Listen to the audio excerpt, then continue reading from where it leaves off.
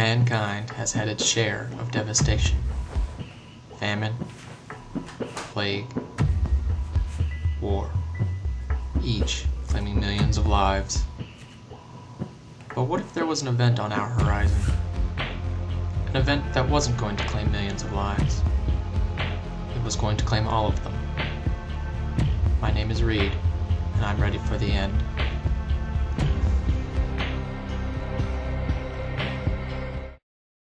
Zombies are a real and dangerous threat. Just as real as you, me, anybody else you see on the street. You just don't know about them yet. Media gets covered up, news doesn't get out. You ever hear about Roanoke? Roanoke was a zombie fight.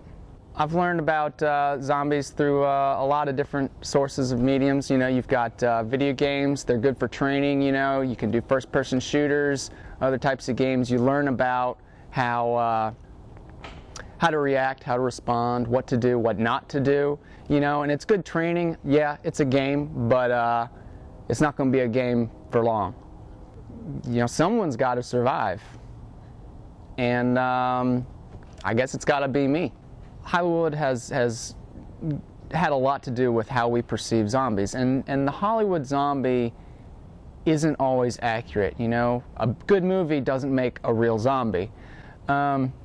So your typical zombie, your real zombie, you've got, they move at like an average of 1.5 steps, no, 1 step per 1.5 seconds, I think it is.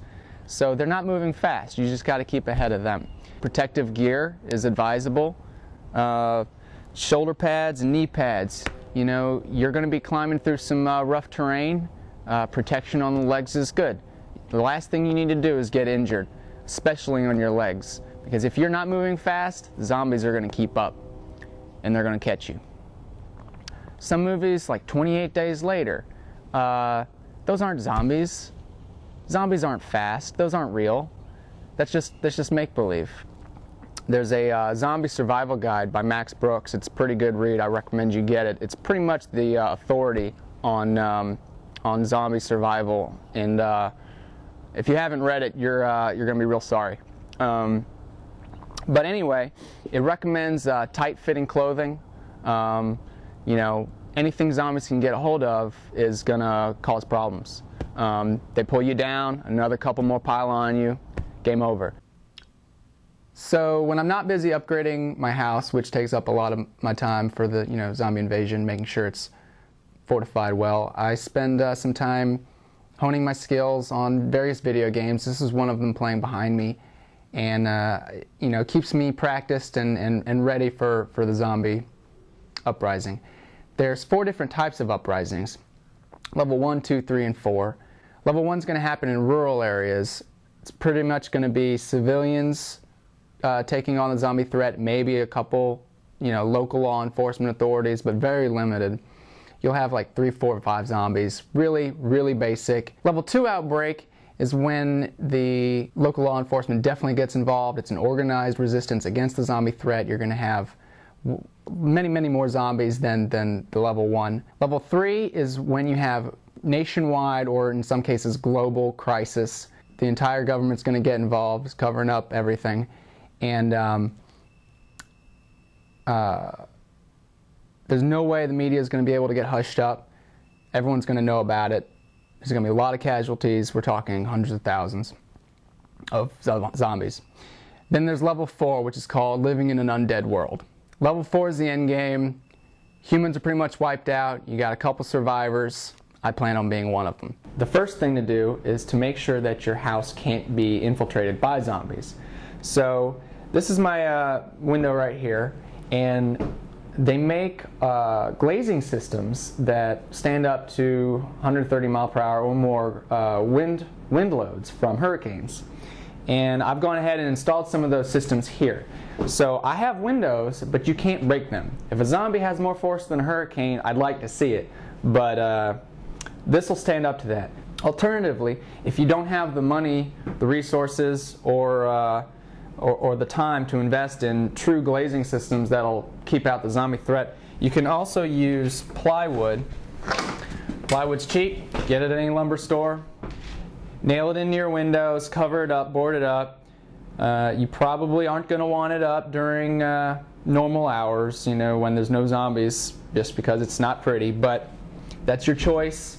I would go ahead and put it up now, but just be quick when the zombies do come. Back door, right here, you can already see I've got 5, 6 locks on it, a 2x4. That's not enough. Like I was saying earlier, zombies are relentless. They can exert a lot more force than we can simply because they don't feel pain. So you're going to want to get extra 2x4s, mount them to your door, nail them in, screw them in. The more nails the better. Screws are even better than that. Make sure you drill it into the frame and not just drywall or something that'll tear right out. These are some of the essential tools for you to have. Besides being able to do all the utilitarian things you can do with an axe, you also have the added benefit of being able to destroy your stairs so that zombies can't get up. Your machete is good for cutting your way through dense vegetation and decapitating zombies. The bat is an excellent bludgeoning tool with its long reach. However, this makes it unsuitable for close quarters combat, unlike the hammer with its short reach. Firearms are the most essential part of your bailout kit. While they require ammunition that you're going to have to constantly restock, nothing is going to put a zombie down faster. Of course, your base camp should obviously have a basic toolkit. Why am I holding a flask? You certainly don't want to be drunk while you're trying to survive the zombie apocalypse. However, hard liquor is an excellent sterilizer. Knowledge is more important than supplies. If you know how to do it, you can make anything.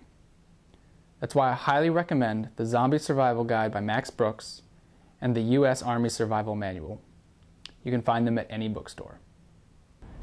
The primary strategy for surviving the zombie apocalypse is to move north. The further north you are, the colder it gets. Zombie blood doesn't circulate. It's all coagulated, so they can't stay warm. The further north you go, they start to freeze, they can't move, you don't see any zombies.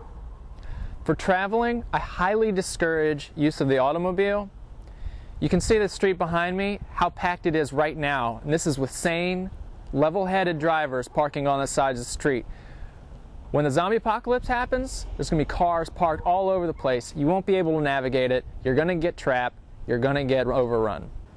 Other than the automobile, you have a variety of methods of transportation at your disposal.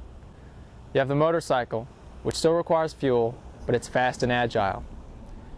You have the bicycle, which is silent, doesn't require fuel, but you can't travel in packs.